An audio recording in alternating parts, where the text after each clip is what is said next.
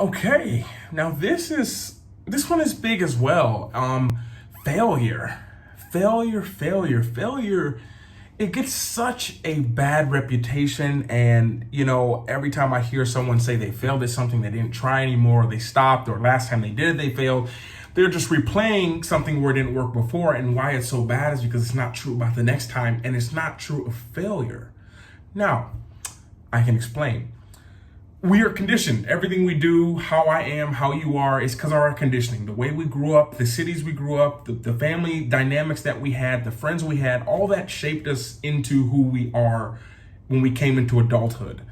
Now, the problem with failure, if you think about it, and when you think about it, you're like, oh my gosh, this is so true. Why is failure bad?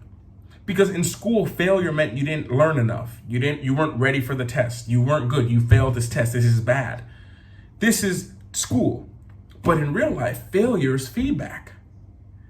Failure is feedback. That's all failure is. So when something doesn't work out one way, it's not like, oh, class has failed, semester has failed, it's over, it's done. It doesn't work like that in the real life.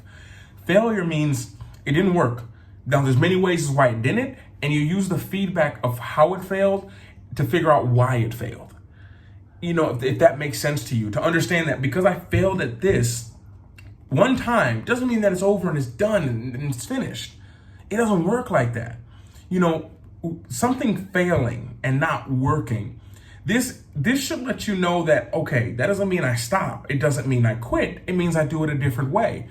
And the thing that I really struggle to understand is so many people want to have something so big in their life. They want this crazy dream, this crazy lifestyle, which is as you should. You deserve it. You 100% deserve to have that life. But that life has to be earned. And you need to understand that because you have this big dream you want to accomplish, you're going to fail multiple times. But if you want something that's up here, isn't it worth the failing? It's 100% worth the failing to get to this point to where you can have the lifestyle that you want. And it's no question about it. And the thing is, if you're letting that failure of trying something let you stay small and to stay in that little bubble of comfort that you don't like, you're failing by staying there. That's the real fail.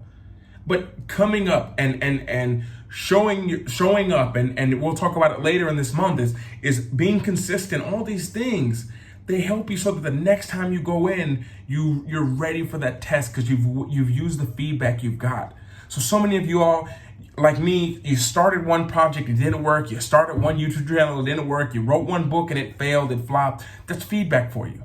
And that's it. Look at it as that. You posted a video, no one watched. You tried to sell a product, no one bought it. You tried to get a post finally to get someone to like your picture, no one liked it. You got feedback. That's your feedback, no one liked it. Okay, so what do I have to do now to make it a little bit better? And sometimes it's just about timing, which is why the consistency is so important. Because maybe no one's looking for it now, but hey, 6 months from now, maybe this is exactly what people need and they want and they're searching for. So understand that failure is just feedback. If you have tried and you've tried and tried, use the failure as feedback. Maybe your strategy is wrong and you need to accept that. You failed as a strategist for this. This was a great idea, but the strategy to get it out there to people was wrong. I've tried to launch products many times and no one brought it. There's always this thought like when I put this out there, no one's gonna watch it. When I show this, no one's gonna read it. When I post a picture, no one's gonna like it. But you understand that through all this stuff, think about all the times you failed in your life. All the times you failed. Think about anything. You're okay. You're gonna be okay. You fail, you're gonna be okay.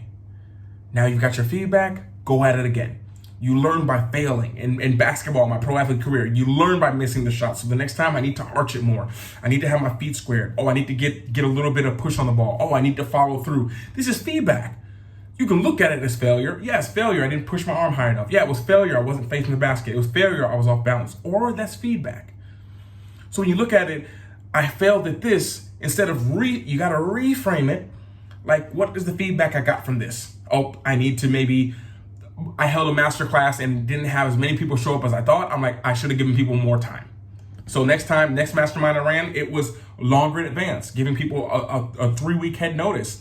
As you guys are going to see, I'm having this side hustle magic come out, teaching people how to create their side hustle. And now I know to give this a month in advance. so people know about it and they can sign up for it.